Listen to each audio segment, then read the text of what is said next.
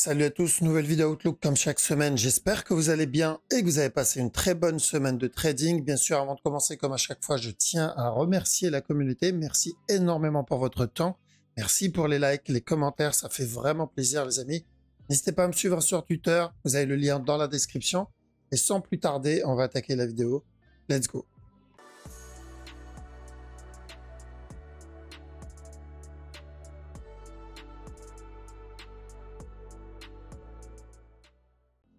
Alors, donc on va commencer avec le Bitcoin. Bien sûr, sur la structure 4 heures daily, la direction qu'on recherche est toujours la même, c'est-à-dire de l'achat pour revenir péter le top. Donc, on surveille ce mouvement-là depuis un petit moment. Si vous vous rappelez, quand on était dans cette zone, j'avais dit quoi?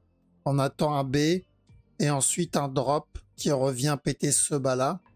Une fois le bas cassé, on attend de l'achat pour revenir péter le top. D'accord? Donc ça, c'était l'analyse quand on était dans cette zone. On cherchait potentiellement un plus gros flat parce qu'il y avait deux scénarios. Si vous vous rappelez, il y avait ou un potentiel running. Par contre, si la structure devient corrective, on part pour le régular. D'accord? Et on a vu que le mouvement était correctif. À ce moment-là, nous, on cherchait de la vente pour revenir tester ce bas, ce qu'il a fait. Et au moment où il a cassé le bas, on tentait les buy setup. Donc on l'avait tenté dans cette zone. Ici, on a tenté les buy setup, sauf que le move est devenu très correctif. Et là, on cherchait encore un nouveau plus bas. On a eu aussi. Donc, et une fois le bas cassé, à partir de là, on continuait à chercher de l'achat. Et même s'il décide de redonner un nouveau plus bas, partant du principe qu'il push un peu et qu'il donne encore un nouveau plus bas, on fera la même chose, on retentera de l'achat au plus bas. Donc, je garde en tête que ce mouvement-là, pour moi, c'est une correction. Donc, direction, toujours la même, revenir péter le top. J'aimerais bien qu'ils viennent casser ce top-là aussi. Comme ça, on invalide officiellement le potentiel running et ça confirme, en tout cas, ça augmente les chances pour que on vienne valider et terminer ce régular 4 heures daily parce que bon, ça fait quand même un petit moment. Mais l'analyse ne change pas, elle reste la même. Quoi qu'il arrive, le mouvement en interne, en 15 minutes, bon, il me donne pas vraiment de structure de retournement. On pourrait avoir, donc là, il donne un petit flag 5 minutes. Donc même s'il me donne ça, bon, ça reste aussi haussier, donc pour revenir péter et retester le top précédent. Donc si je le vois me donner ça comme A, un B et un C, pourquoi pas retester encore le top encore une fois. Donc ça, c'est vraiment trade court terme. Donc toujours de l'achat sur le Bitcoin. L'Ethereum, ça va être la même chose aussi, mais déjà, focus la structure en interne. Donc en 15 minutes, je rappelle, on cherchait de l'achat pour un running en interne ici. Donc un buy minimum pour un running. Il est venu péter le top. Donc on a eu plus que prévu. Et sur la time frame supérieure, c'est pour ça qu'on privilégie de l'achat. C'est aussi de l'achat qu'on cherche. Et l'objectif, c'est de revenir péter ce top. D'accord?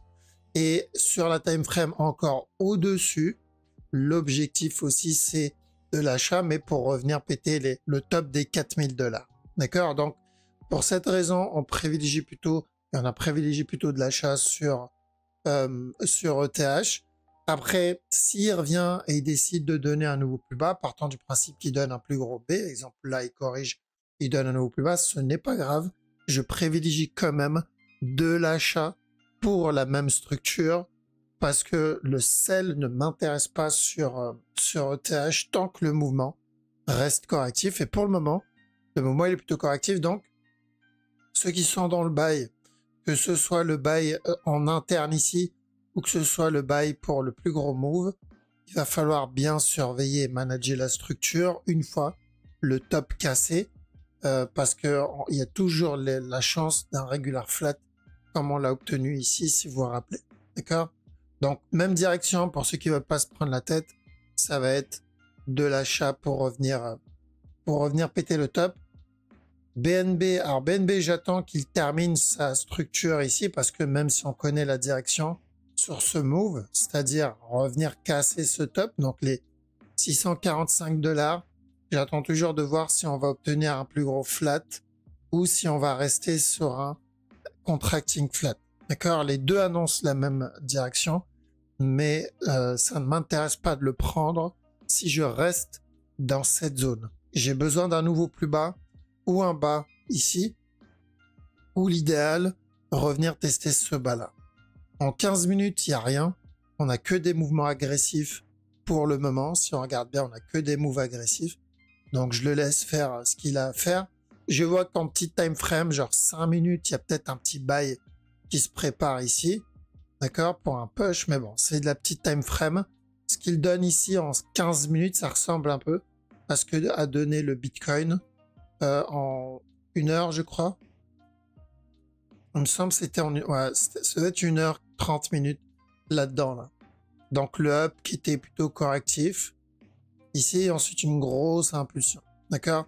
Donc là, on a à peu près la même chose, mais sur la time frame inférieure, c'est-à-dire 15, voire même 5 minutes, hein, celui-là. Donc j'attends de voir. Pour le moment, il y a peut-être un petit buy pour revenir péter ce top, mais je traite pas cette time frame. Je préfère le laisser développer le mouvement supérieur si je veux tenter la grosse TF.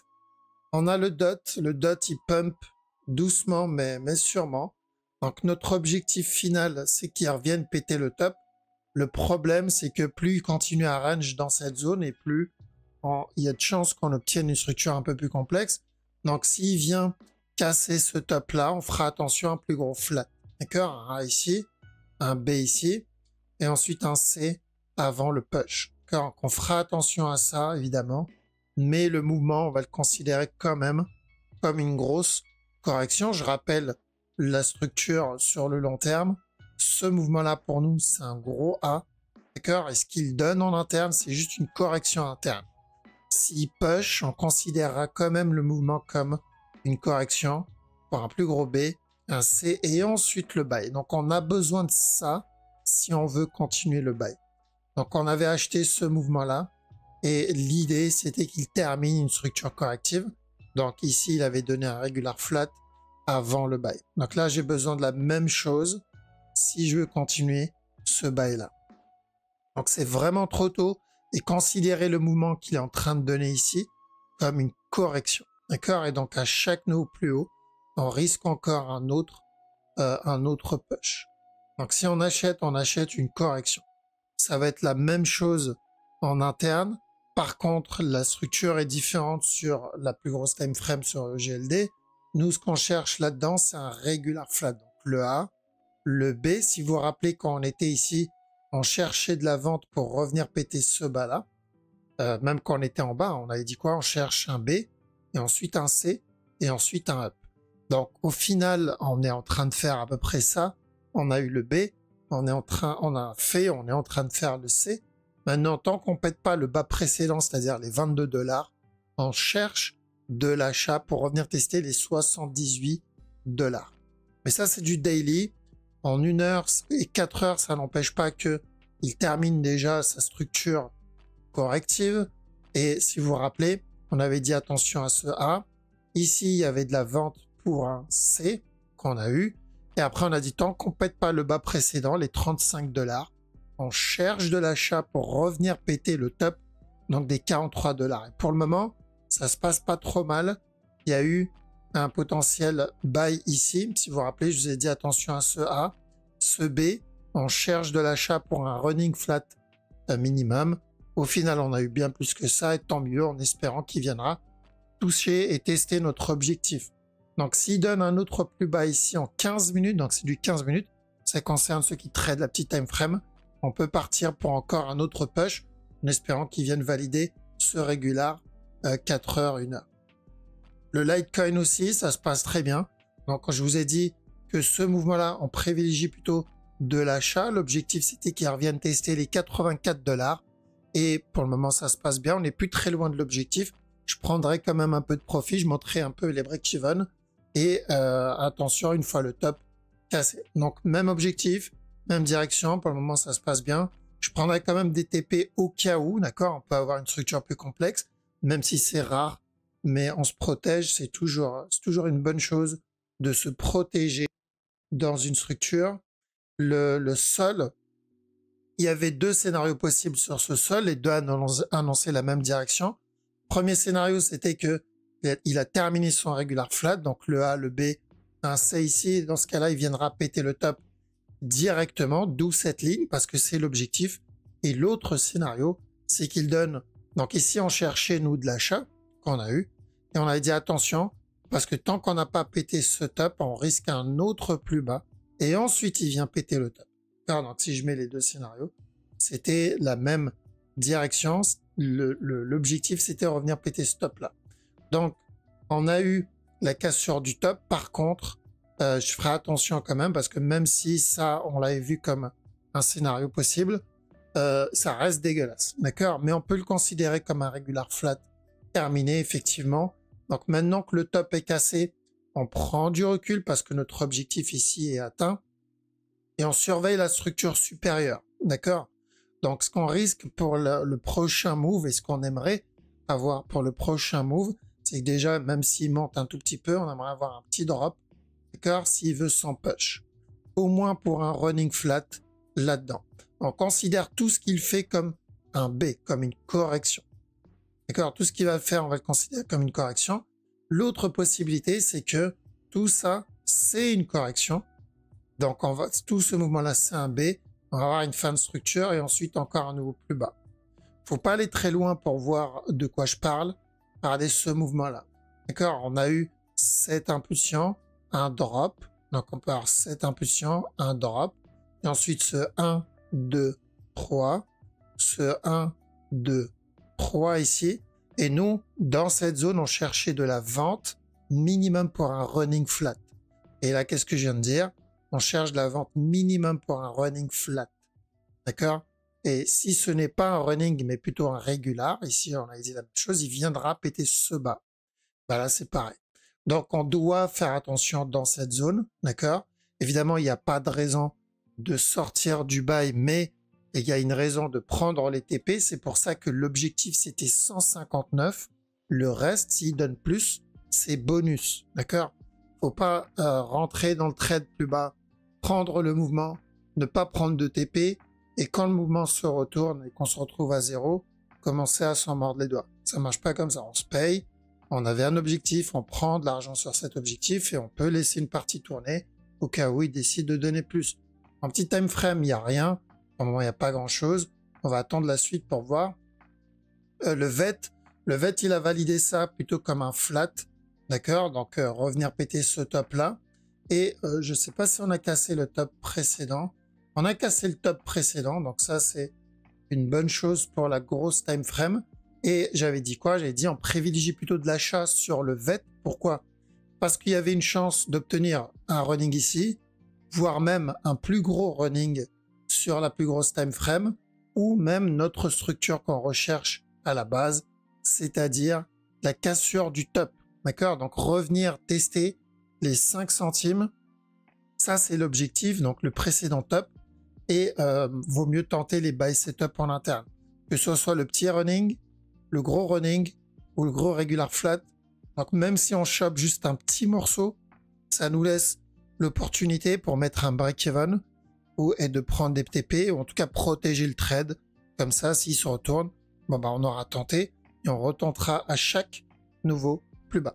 D'accord? Donc on cherche toujours le fameux running minimum maintenant.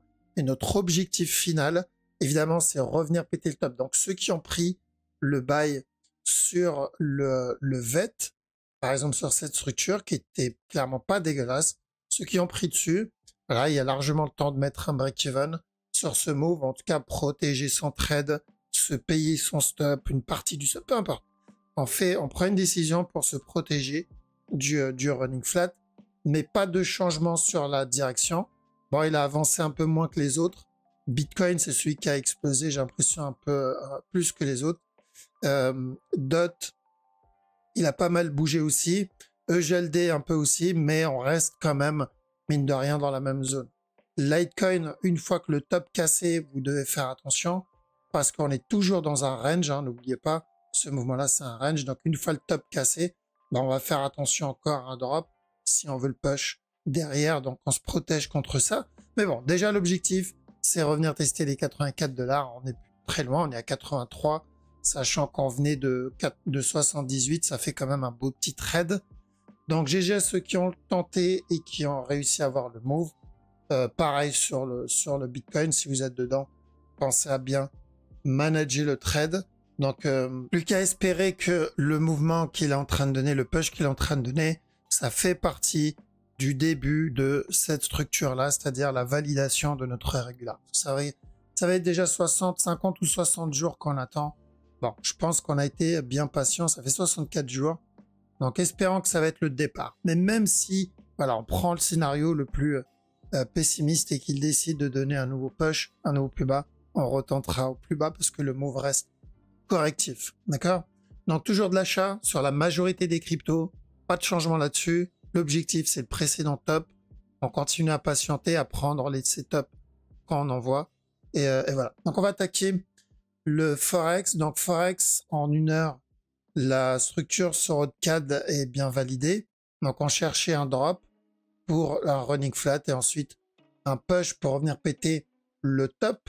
Bon, maintenant que c'est fait, va falloir attendre un peu en interne, voir ce qu'il va nous donner. On pourrait avoir encore un push et un nouveau plus haut pour valider un running en 15 minutes. Mais c'est du 15 minutes. Donc je ne sais pas si ça en vaut la peine. Si on est déjà dedans, je pense que c'est bien de prendre des TP. L'objectif 4 heures aussi, on l'a validé. Si vous vous rappelez, quand on était au top, on avait dit de faire attention, on peut avoir un drop. Et ensuite, un push, c'est exactement ce qu'on a eu pour valider ce running flat. Donc, maintenant que le running interne 15 minutes, 1 heure est validé, et le running 4 heures daily est validé, bah, il faudra attendre un peu pour voir la suite. Sur OGPY, j'aimerais bien voir un C. D'accord? Si j'ai pas de C, ça va être compliqué à prendre ce genre de move parce qu'on risque un C. Acheter ça et risquer un C, c'est peut-être pas une bonne idée. Donc oui, tout ça, ça peut être une correction en soi. Dans ce cas-là, il va juste ramper et péter le top. Mais je le tenterai pas si c'est le cas. Par contre, si je le vois me donner un drop, là, ok. D'accord? Là, ok, on pourra partir pour un gros régular. Donc, si j'ai pas ça, je tente pas ça. Ça ne veut pas dire qu'on peut pas tenter les petits buy setup en interne, comme par exemple celui-là, mais ou celui qui est en train de donner actuellement. Voilà, ça n'en vaut pas la peine. Au USD, peut-être un petit running flat en interne, mais sur le gros move, un flat, ça peut être pas mal aussi. Attention ici, on peut avoir un petit running 15 minutes, ensuite revenir péter le top. Mais moi, ce qui m'intéresse, c'est de le voir, même s'il vient péter le top, c'est de le voir donner un drop et ensuite un push. Car parce que je cherche le fameux running, le A, le B, le C, et après la continuation, tranquillement pour revenir péter le top précédent.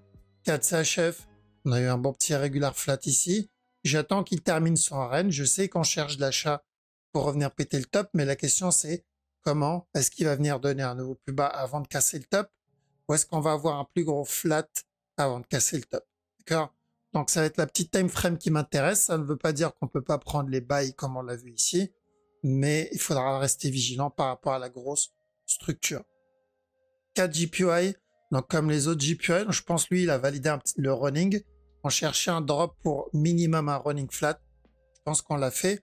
Donc l'objectif ici, c'est de revenir péter le top. Mais à chaque nouveau plus haut, ce que je veux, c'est ce C-là. Et ensuite, pourquoi pas le buy. CHF JPY, ça va être à peu près la même chose. Hein.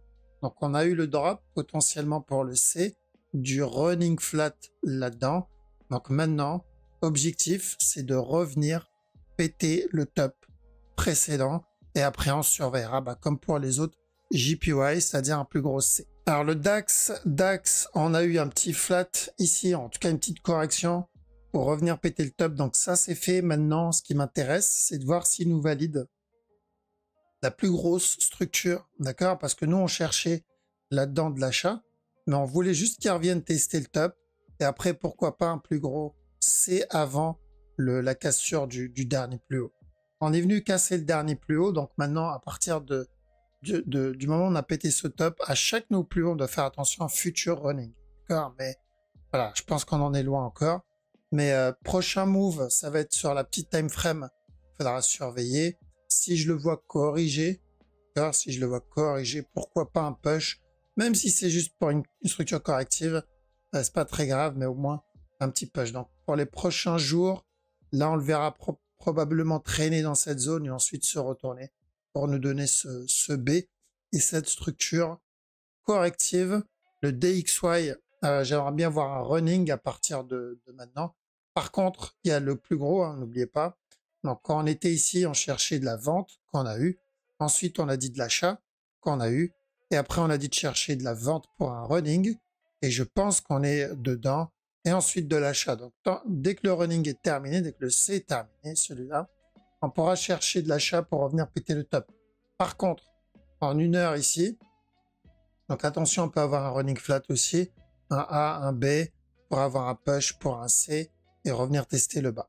Donc si il revient tester le bas, on recherchera le top.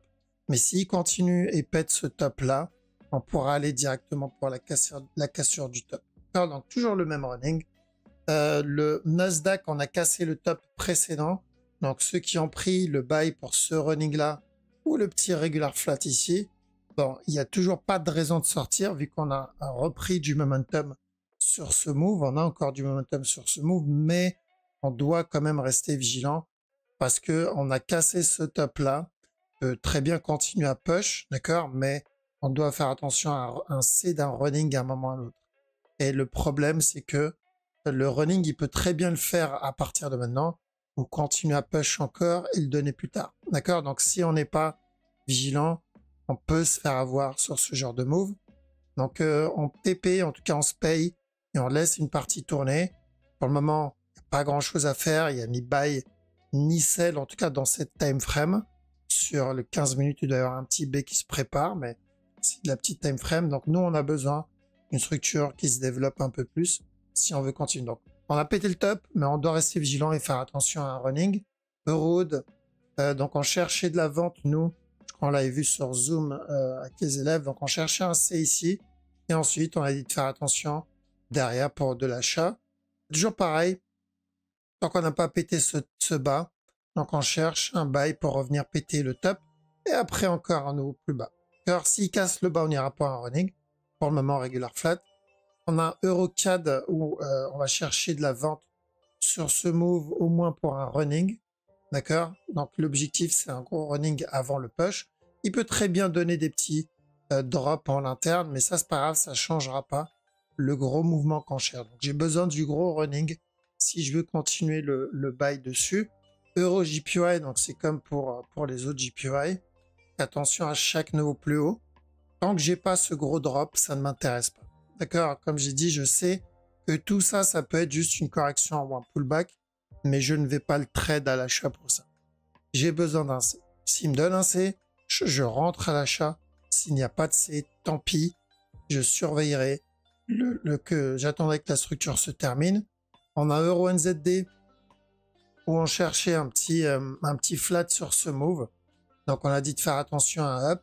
S'il vient péter ce top, charge de la vente, minimum pour un running, voire même péter le bas pour un regular flat.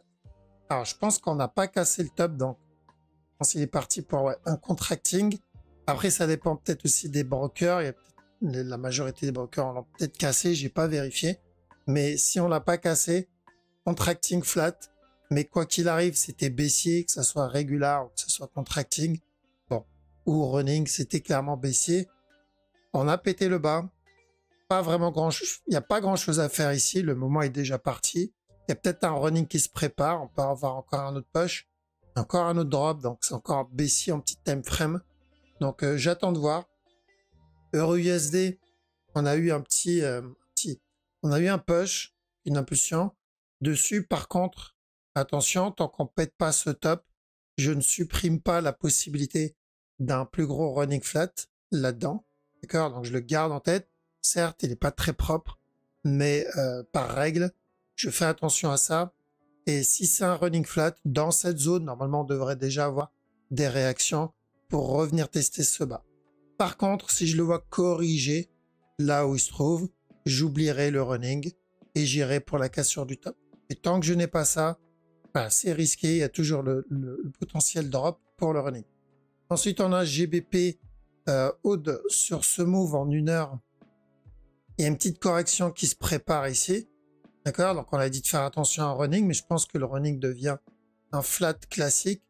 Donc si elle revient tester le top, faire attention à de la vente pour encore un nouveau plus bas. GBP CAD, on a validé notre direction ici. On cherchait de la vente qu'on a eu. Et ensuite on cherchait de l'achat qu'on a eu aussi. Donc deux mouvements relativement propres. Et il y a de bonnes chances qu'on revienne tester ce top. Donc pas de raison de sortir sur le move, mais on se paye parce que l'objectif il a déjà été atteint. GBP JPY, bon, je vais pas m'attarder dessus parce que c'est la même chose que les autres JPY. J'attends qu'il me valide un C si je veux rentrer dedans. GBP NZD, on a validé donc le running flat. On n'a pas cassé le top et il est venu enfin péter le précédent plus bas. Et en petit time frame, il y a peut-être encore un autre flat en préparation. Donc si je le vois tester cette zone, je ferai attention encore à de la vente pour revenir péter le plus bas. Donc c'est encore baissier. GBP USD, il y a peut-être un petit flat qui se prépare en 1 heure. Un up ici, un drop là, et encore de l'achat sur ce move. En 4 heures, la structure, c'est plus un running qu'on recherche. Ce move, je le considère toujours comme un A. Et à chaque nouveau plus haut, je ferai attention à un drop si je veux le push derrière. Donc, long terme, Euro-USD et GBP-USD sont à peu près pareils. Donc, n'oubliez pas ça aussi. On a le NZD-USD où j'aimerais bien le voir donner un drop avant le push, pour le C d'un running flat. Et en petit time frame, il y a peut-être une structure qui se prépare ici. Donc faire attention, un up, un drop et ensuite encore une continuation pour un régular. NZD-CHF, il y a une petite fin de structure qui se prépare là-dedans. Le mouvement est déjà parti, la structure supérieure est déjà validée. Si vous vous rappelez, je vous ai dit attention ici, on cherche de la vente minimum pour un running ici, voire même pour le plus gros running. D'accord? Et il est venu péter ce bas-là. Donc on est parti pour le plus gros running flat. Et là, on cherchait de l'achat, nous, pour revenir péter le top. Donc ça, c'est fait. À partir de là, j'attends et je surveille la petite time frame. Et ici, je pense qu'on peut partir pour le contracting. D'accord? Vu l'amplitude du move qu'il a donné. Bon, là, il n'y a pas grand-chose. On attend un retournement ou quelque chose. NZD-JPY, c'est comme les autres. Pas de C, pas de trade pour moi. USD CAD, on est venu péter ce bas-là. Donc, je fais attention à chaque nouveau plus bas, même s'il m'ordonne un autre plus bas. Je fais attention à un minimum à un running. D'accord? L'idéal, c'est que tant qu'on reste dans cette zone, c'est qu'on revienne tester ce top. Mais je ne vais pas viser directement le top. Je vais viser à chaque nouveau plus bas minimum un running. Et s'il me donne plus, tant mieux. Le running va me permettre de me protéger au cas où. USD JPY, bon, kiff, même chose que les autres. Je ferai attention s'il vient péter ce top. J'attendrai le C avant le push. S'il me donne pas le C, je suis pas dedans. US Oil, un petit flat qui se prépare ici. Donc attention là-dedans. À chaque nouveau top ici dans cette zone, on fait attention encore à un autre plus bas. Donc il y a le risque d'un flat, donc running pour le moment. Sur la grosse time frame, je considère tout le mouvement qui me donne comme un A, d'accord, donc comme une impulsion. Ce qui veut dire qu'on risque un retournement pour une correction à chaque nouveau plus bas. D'accord, donc déjà faire attention au running en interne et après on verra. On a le silver, on a cassé le top. Si vous vous rappelez l'ancienne analyse sur ce move, c'était correction ici, un drop, d'accord, et ensuite on cherche de l'achat. Il est venu donner donc le drop, sauf qu'il a corrigé encore, il a donné un nouveau plus bas.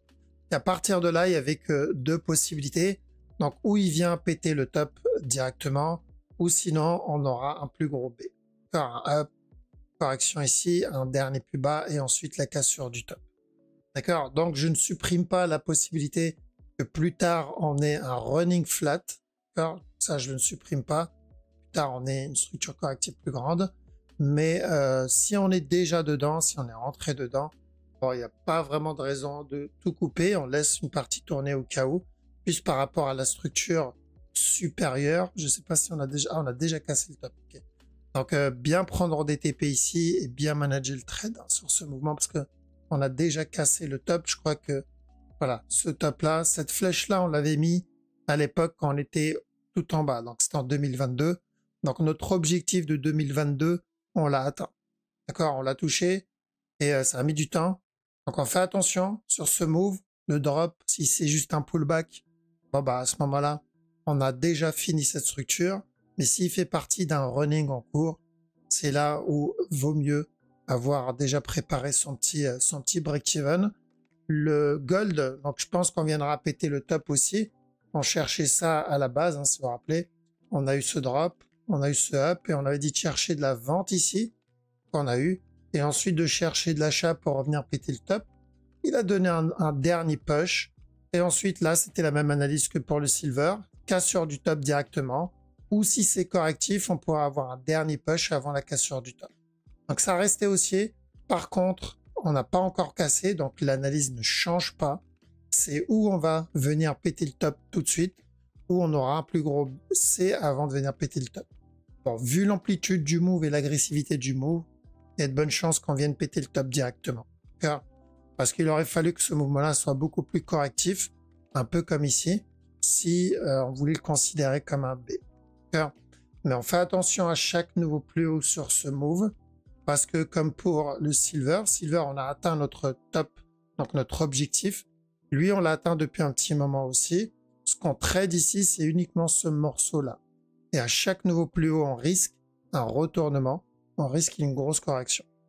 D'accord? Mais on surveillera au fur et à mesure sur la structure qu'il va donner en interne. Bon, en interne, il n'y a pas grand-chose ici. Bon, on pourrait peut-être avoir plus tard un push pour un running, mais si c'est un running, ça veut dire que c'est encore aussi. Ok, voilà, donc on a fait le tour sur la crypto, on a fait le tour au Forex aussi. Donc merci les amis d'avoir regardé la vidéo jusqu'au bout, ça fait vraiment plaisir. Passez un très bon week-end et une bonne soirée. Je vous dis à la prochaine. Ciao. Dans la bourse numérique, le flow est symphonique. On s'appelle les traders, on fait l'argent tragique. Crypto dans nos veines, on trade la vague héroïque. Wave theory, on surfe sur l'élan épique. Dans le monde virtuel, notre capital croît. On fait des allers-retours.